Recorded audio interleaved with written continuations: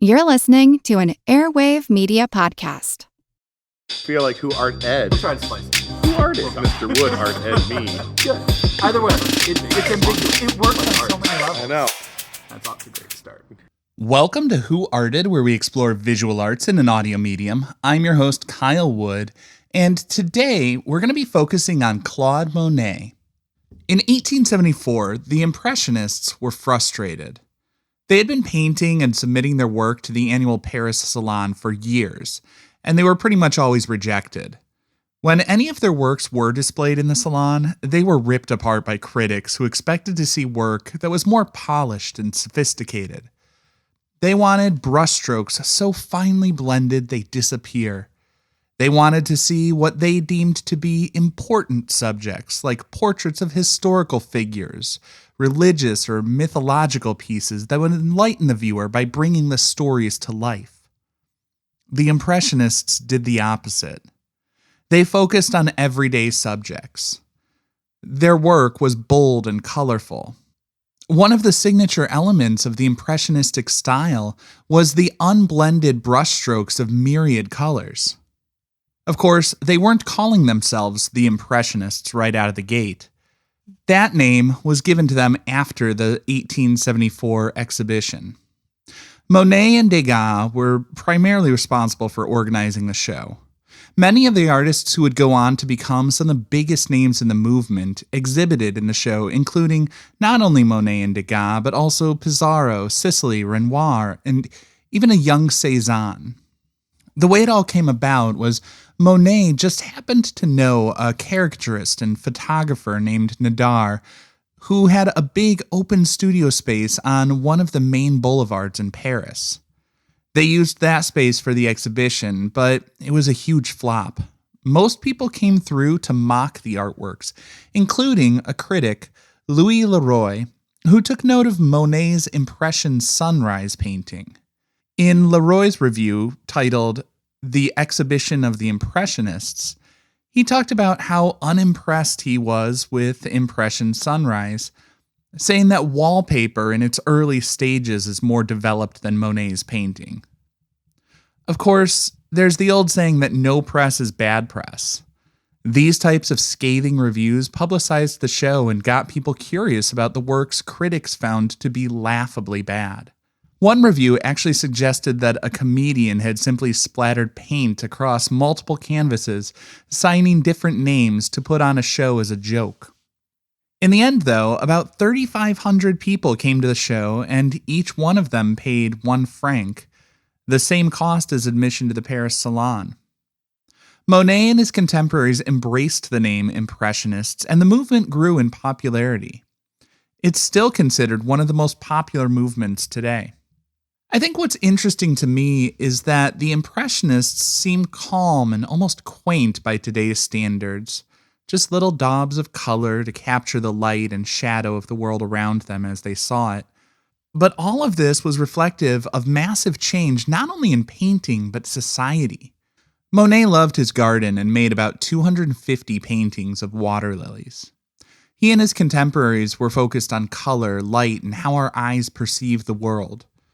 But I would say technology was also central to the development.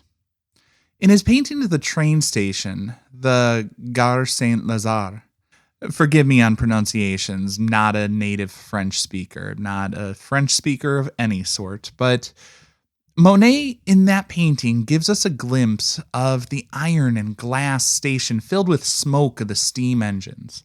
One critic wrote, quote, "Unfortunately, thick smoke escaping from the canvas prevented our seeing the 6 paintings dedicated to this study," end quote. While the Impressionists were overtly apolitical, they didn't really want to get mixed up in any controversy, there's always a statement made by what's shown and what is not shown. Even if the artist himself or herself strives to be objective, simply holding a mirror to the world, which way they aim that mirror matters. Monet shows the steam engine in its element as the subject of the work, not merely something in the background. And technology, of course, drives change in our world. In the 19th century, steam engines were new technology, making the world more broadly accessible to people. But also in the middle of the 19th century, painters suddenly had to compete with the camera. As photographs could quickly and easily capture the lines, shapes, and proportions of a subject, painters shifted their focus to the color, an element cameras could not capture at that time. The tube of paint and numerous synthetic pigments also came about in the 19th century, giving artists easy access to a wider range of colors. I can't help but wonder if that might have something to do with the sudden interest in showing all of the individual colors laid out on the canvas.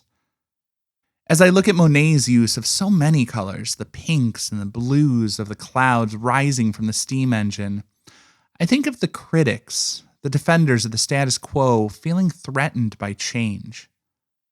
They feel overwhelmed by the subject and begin to choke at the sight of roaring engines filling the space with smoke, and they want to look away.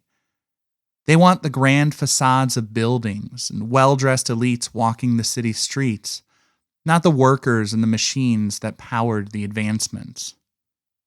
Monet, though, was unwavering. He meticulously studied his subjects at different times, different seasons, to find the beauty of even the smoke and engines in the industrial space.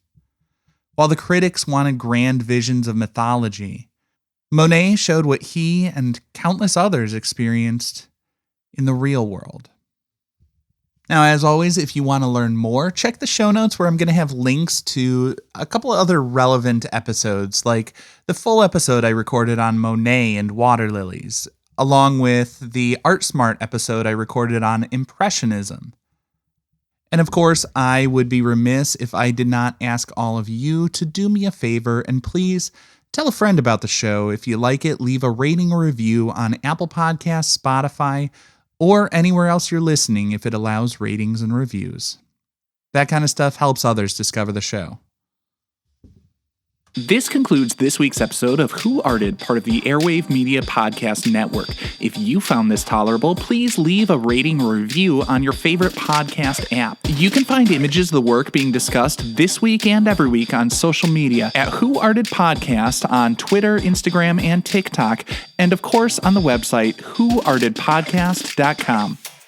Podcast done.